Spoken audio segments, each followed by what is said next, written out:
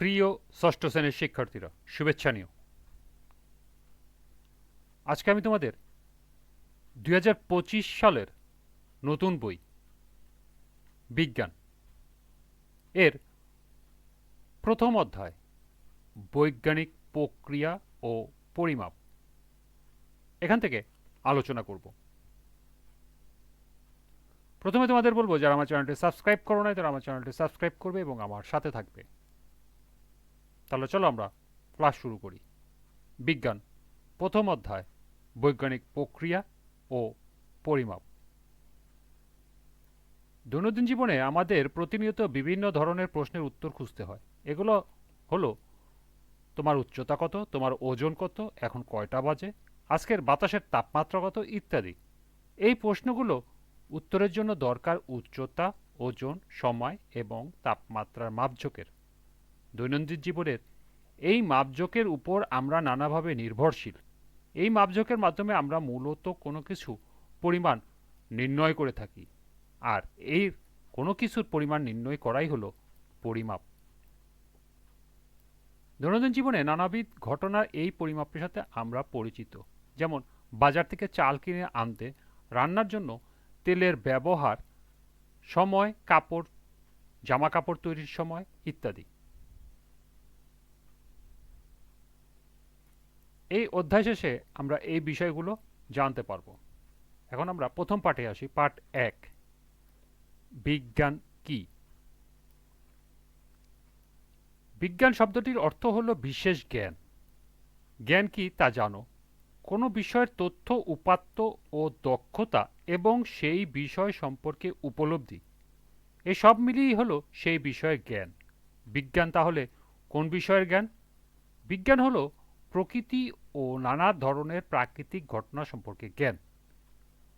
তোমরা এর আগে বিভিন্ন জীব ও জড়বস্তু সম্পর্কে জেনেছো, আবার নানা প্রাকৃতিক ঘটনা সম্পর্কেও জেনেছো। কিভাবে বৃষ্টি হয়, উদ্ভিদ কিভাবে খাদ্য তৈরি করে ইত্যাদি। এসবই বিজ্ঞানের অংশ। তবে প্রকৃতি সম্পর্কে যে কোনো তথ্য বা উপলব্ধি বিজ্ঞান নয়। কেউ যদি কোনো প্রাকৃতিক ঘটনার মনগড়া ব্যাখ্যা দেয়, তা বিজ্ঞান হবে না। বৈজ্ঞানিক জ্ঞান হতে হলে তা করতে হয় পরীক্ষা বা পর্যবেক্ষণ করে পেতে হবে, অথবা পরীক্ষা বা পর্যবেক্ষণ থেকে পাওয়া তথ্য দ্বারা সমর্থিত হতে হবে।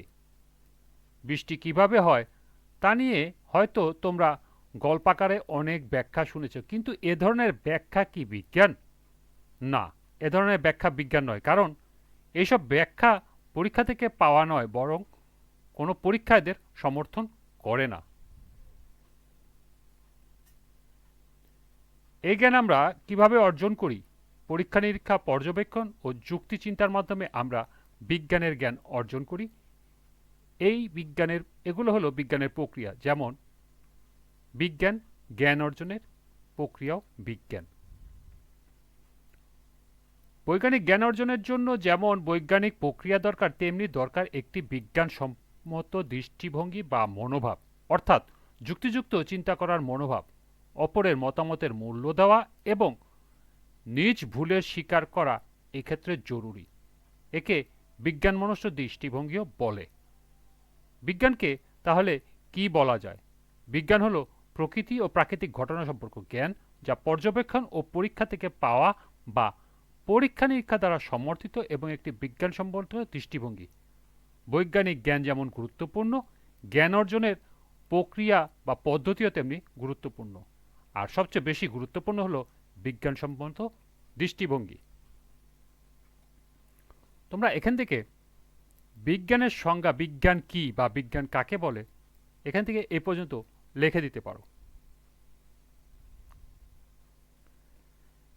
এরপরে বৈজ্ঞানিক প্রক্রিয়ার ধাপ। বৈজ্ঞানিক জ্ঞান অর্জনের কি একটিমাত্র নির্দিষ্ট প্রক্রিয়া আছে? না, একাধিক উপায়ে বিজ্ঞানিক জ্ঞান পাওয়া যায়। বিভিন্ন বিজ্ঞানী বিভিন্ন প্রক্রিয়া ও পদ্ধতি থেকে বিজ্ঞানের অনুসন্ধান করেছেন, তবে তার মধ্য থেকে অনেকেরই মিল ছিল। সেই মিলের ভিত্তিতে বৈজ্ঞানিক প্রক্রিয়াকে নিম্নলিখিতভাবে বর্ণনা করা যায়। অর্থাৎ বৈজ্ঞানিক প্রক্রিয়ার ধাপগুলো কি, এটা যদি প্রশ্ন আসে তাহলে তোমরা এই চিত্রটি তুলে দিতে পারো অথবা এই চিত্রটি ব্যাখ্যা করে লিখতে পারো। এখানে প্রথমে আছে সমস্যা নির্বাচন বা প্রশ্ন, সেই প্রশ্ন নিয়ে বিদ্যমান তথ্য সংগ্রহ, এরপর সম্ভাব্য ফলাফল অনুমান, পরীক্ষণ ও পর্যবেক্ষণ পরিকল্পনা এবং উপাত্ত সংগ্রহের উপকরণ তৈরি, এরপর পর্যবেক্ষণ ও উপাত্ত সংগ্রহ, তারপরে আসবে উপাত্ত বিশ্লেষণ, তার পরবর্তী পদক্ষেপ হলো সম্ভাব্য ফলাফল গ্রহণ বা বর্জন, এবং সর্বশেষ আমরা পাবো হলো ফল প্রকাশ। এই হলো বৈজ্ঞানিক প্রক্রিয়ার ধাপ। তোমরা অবশ্যই এটি এখান থেকে মুখস্থ করে নেবে, এটি একটি প্রশ্ন হতে পারে। এরপর আসি পার্ট 2 এবং 3, পরীক্ষণ। পরীক্ষণ হলো বিজ্ঞানের নূতন জ্ঞান পাওয়ার একটি গুরুত্বপূর্ণ পদ্ধতি। এই পদ্ধতিতে কোনো বৈজ্ঞানিক প্রশ্নের উত্তর খোঁজার জন্য একজন বিজ্ঞানী প্রথমে জানান বা বিদ্যমান তথ্যের আলোকে একটি আনুমানিক সিদ্ধান্ত গ্রহণ করেন। পরবর্তীতে তিনি পরীক্ষণের মাধ্যমে ওই অনুমিত সিদ্ধান্তটি সঠিক হয়েছে কিনা তা যাচাই করেন। পরীক্ষণ উপাত্তের বিশ্লেষণ করে দেখা যায় অনুমিত সিদ্ধান্তটি সঠিক ছিল না, তাহলে তিনি নতুন করে অনুমিত সিদ্ধান্ত গ্রহণ করেন, আবার তা পরীক্ষণের মাধ্যমে যাচাই করেন। অধিকাংশ পরীক্ষণ পদ্ধতির মূল বৈশিষ্ট্য হলো এতে সকল কিছু স্থির রেখে একটি মাত্র চলক পরিবর্তন করা হয়। নিচে পরীক্ষণ পদ্ধতির ধাপসহ একটি উদাহরণ দেওয়া হলো। লক্ষ্য করো, এখানে একটি গুরুত্বপূর্ণ প্রশ্ন দেওয়া আছে। এখানে একটি পরীক্ষা দেওয়া আছে, বেঁচে থাকার জন্য গাছের পানি দরকার, তার পরীক্ষা।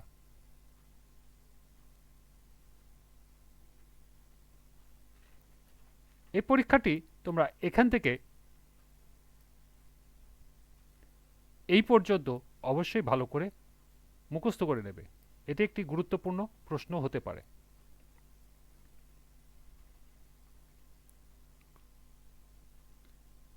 প্রশ্নটি হতে পারে, বেঁচে থাকার জন্য গাছের পানি দরকার কিনা তা পরীক্ষা করে দেখাও।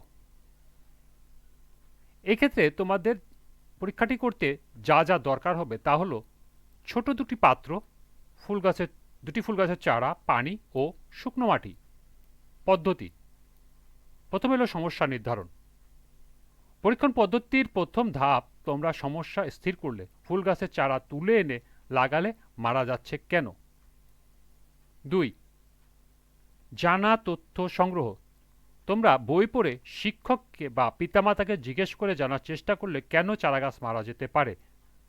জানলে তোমরা যে গাছে পানি পেলে চারাগাছ মারা যেত না। 3, আনুমানিক বা অনুমিত সিদ্ধান্ত গ্রহণ বা সম্ভাব্য ফলাফল। জানা তথ্য থেকে তোমরা অনুমিত সিদ্ধান্ত নিলে পানির অভাবে চারাগাছ মারা যায়। 4, পরীক্ষণের পরিকল্পনা। এবার তোমরা পরীক্ষণের পরিকল্পনা করলে একটি বিষয় খেয়াল রাখতে হবে যে এই পরীক্ষার জন্য তোমাদের দুটি পাত্রে দুটি গাছ নিতে হবে। তোমরা কেবল দুটি পাত্রের মধ্যে একটি বিষয় পার্থক্য রাখতে পারবে, অন্য সব কিছু সমান রাখতে হবে, তা না হলে তোমরা যেটি যাচাই করতে চাও তা করতে পারবে না। 5, পরীক্ষণ। ছোট দুটি একই রকমের পাত্র নাও, মাটি বা প্লাস্টিক টব জাতীয় পাত্র হলে ভালো হয়। পাত্রের দুটি তলায় ছিদ্র করো, এবার শুকনো মাটি দিয়ে পাত্রটা ভরে দাও। এবার একই ধরনের দুটি চারা গাছ রোপণ করো, একটিতে পানি দাও আর একটিতে শুকনো রাখো। দুটি গাছকে ছায়ায় রেখে দাও। পরের দিন গাছ দুটি পর্যবেক্ষণ করো, একটি গাছ মরে গেছে, অন্যটি সতেজ আছে, তাই না? 6, উপাত্ত বিশ্লেষণ ও সিদ্ধান্ত গ্রহণ। দুটি পাত্র একই ধরনের মাটি ছিল, চারা গাছ দুটিতে পাত্রসহ একই জায়গায় রাখা হয়েছিল। তাদের মধ্যে একটির পার্থক্য ছিল কেবল পানি, একটিতে পানি দেওয়া হয়েছিল আর একটিতে পানি দেওয়া হয়নি। এ থেকে কি সিদ্ধান্ত আসা যায়? যে পানি না দেওয়া একটি চারাগাছ মরে গেছে। এবং সর্বশেষ ফল প্রকাশ। তোমরা তোমাদের পরীক্ষণের ফল বিদ্যালয়ের বুলেটিন বোর্ডে লিখে রাখতে পারো যে ফলাফলটা ছিল যে টবে পানি দেওয়া হয়েছিল সেই টবের গাছটি বেঁচে আছে এবং যে টবের পানি দেওয়া হয়নি, সেই ডপের গাছটি মারা গিয়েছে। এই ছিল পরীক্ষার মূল বিষয়বস্তু। তোমরা এই পরীক্ষাটি এখান থেকে অবশ্যই মুখস্থ করে নেবে। আজকের ক্লাসটি এ পর্যন্তই। সবাইকে আবারও বলছি, যারা আমার চ্যানেলটি সাবস্ক্রাইব করো না তারা আমার চ্যানেলটি সাবস্ক্রাইব করবে এবং আমার সাথে থাকবে। সবাইকে পরবর্তী ক্লাস দেখার আমন্ত্রণ জানিয়ে আজকের মতো আমি এখানেই বিদায় নিচ্ছি। আল্লাহ হাফেজ।